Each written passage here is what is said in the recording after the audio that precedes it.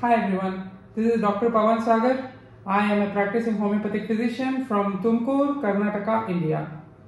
Today I wanted to make this video about gastro-oesophageal reflux disease, as I come across a lot of patients who are suffering from heartburn, which is due to gastro-oesophageal reflux disease. So before I can explain about what is gastro-oesophageal reflux disease, let me give you an idea about what is an esophagus. Because by understanding what is an esophagus, you will get a better idea about what is gastro-oesophageal reflux disease, why you might be suffering from gastro-oesophageal reflux disease, and what you can do to prevent or to correct the gastro-oesophageal reflux disease. So now let us learn about esophagus. So esophagus, it is a muscular tube that runs from your throat to your stomach. So it is 25 centimeters in length in an adult, and it has something called as the lower esophageal sphincters. Along with this lower esophageal sphincters that are present at the end of the esophagus, we also have something called as the flap valve. So what are these flap valve? So the flap valve is something that looks like this. So it opens and closes. That is the function of this flap valve, and it opens up to let the food into the stomach, and it closes when the food has entered the stomach. So this flap valve, it helps in keeping the lower esophageal sphincters in the abdominal cavity, which gives it an angle. This is called as the angle of His. So the esophagus, even though it travels in a straight line down into the stomach, just before it has to enter the stomach, it gets into an oblique position, an oblique angle. So this oblique angle also helps from the food not being regurgitated back into the esophagus. So now we have understood three mechanisms that we have which help in the food not getting regurgitated, that is, not getting back into the esophagus. Now let us understand what is gastro-oesophageal reflux disease. So gastro-oesophageal reflux disease is a symptom of the heartburn that can be complicated when there is prolonged exposure to the regurgitated gastric contents. So now let us look at what causes this gastro-oesophageal reflux disease. So the basic understanding here that we need to have, that happens in a lot of people, is the pressure that is exerted on the stomach. So it is a common thing, right? When you have a lot of pressure at one end, the other end tends to get the effect of it. So that's the same thing that happens even in gastro-oesophageal reflux disease.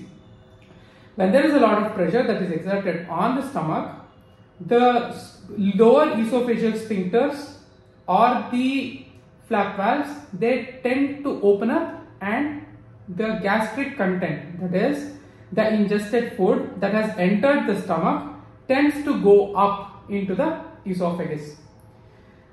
In another condition that's called as the hiatus hernia, I won't be able to explain what is hiatus hernia here because that itself is a bigger topic. But in that condition, what happens is that the angle of His, that is the oblique angle at which the esophagus enters into the stomach, that angle is hampered. So because of that, the mechanism, the flap valve mechanism or the esophageal sphincters that are there, they are not able to do their work in a very good manner. So they tend to open up and the gastric contents go back into the esophagus. But in majority of the cases, we see that it is more related to the pressure that is exerted on the stomach. So for example, the causes are pregnancy. So pregnancy, because of the pregnancy, there is a lot of pressure that is being exerted on the stomach, and the woman might experience GERD. Then the next cause is obesity. So a lot of people who are obese tend to experience that acid reflux because there is a pressure on the stomach that regurgitates the food that has entered the stomach back into the esophagus. Alcohol. The consumption of alcohol creates a lot of inflammation and that regurgitates the food back into the esophagus. Smoking. So smoking has the similar effect. And eating a large quantity of food. So eating more food than what you need to. So that creates a lot of pressure and the food tends to go back. And if there is any kind of problem that is related to the stomach, so if the stomach contents are not able to empty into the small intestine, the pressure that gets built up in the stomach tends to go back into the esophagus. So we might have this doubt as to when we eat the food, it does not burn, but when it comes back up, it burns, right? So to clarify that, I want you to know that the stomach has acid, salts and a number of enzymes. So we do have hydrochloric acid, and in salts we have salts like potassium chloride, sodium chloride, and in enzymes there are a number of enzymes like lipase, amylase, maltase, pepsin. So these are a few enzymes that I am naming and there are a number of them. So when the food gets mixed with all of this, as it has to break down for the body to absorb it, and when it moves back up, we have a symptom of heartburn. So does this mean you have a problem with your heart? No, it's not directly related to your heart, because when the acid reflux happens, meaning when the gastric contents are regurgitated, you tend to have a burning sensation in your heart region. So because of that, it's called as the heartburn. Now, let us understand the symptoms you might be experiencing if you have gastro-oesophageal reflux disease, GERD. So, like I mentioned earlier, the most common symptom is the heartburn. People tend to experience this heartburn many times during the day. It could be after a meal because the sphincter of the esophagus, it is not able to hold it, and the pressure of the stomach, it tends to push the food back into the esophagus. So it is a very common symptom. So always avoid bending forward or laying down if you are experiencing these symptoms, because it puts a pressure onto your stomach and you might regurgitate what you've just eaten. Along with this, there is also acid eructation, or also called as sour eructation. So some people tend to experience this. So they have like a water brush, that is the feeling of the belching that comes to your throat, and then it irritates, so you feel like it's some water there which is present in the throat. So that is again because of GERD. So it burns the passage, the esophagus, creating hoarseness because of the larynx and the pharynx that are being affected because of the acid. So the acid irritates the larynx and pharynx, so that again brings about hoarseness of voice. Along with hoarseness of voice, some people might even experience cough. So apart from these, you might experience a problem in swallowing food when you are experiencing the gastro-oesophageal reflux disease for a prolonged period of time. So that is because your esophagus might be corroded from the prolonged exposure of acid, and that has created an ulcer. So this ulcer might also be the reason why you are having the pain or discomfort when you are swallowing the food. So what also happens because of this ulcer is that the ulcer is bleeding. So the esophagus, where it is corroded, where the ulcer has formed, it starts bleeding. So because of that bleeding, we may experience some tiredness. That is because of the anemia that has caused the bleeding for a prolonged period of time. So correction of these symptoms of the GERD will help in a number of symptoms that you are experiencing. Next, let us now understand the complication. So someone has just been experiencing all these symptoms for a prolonged period of time. They tend to take antacids. They are not really helpful, but they don't know what to do. So in such conditions, what happens? What are the complications of a gastro-oesophageal reflux disease? Like I mentioned, the first complication is you might have an ulcer, an esophageal ulcer.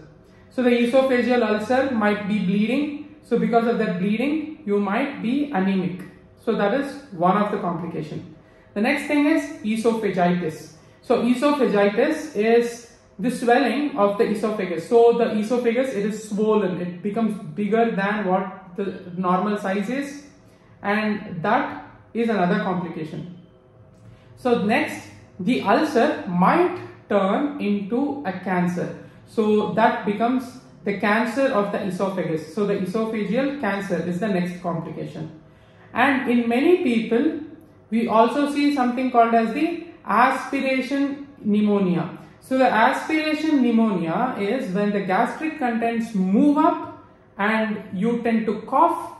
Because of that cough, accidentally a tiny part of the gastric content enters into your respiratory tract. So that entering the respiratory tract becomes a bigger issue now, because when it enters the respiratory tract, it triggers bacterial growth leading to pneumonia. So now we have understood what all complications happen because of the gastro-oesophageal reflux disease, GERD. So now let's find out how we can evaluate how we can investigate about this GERD.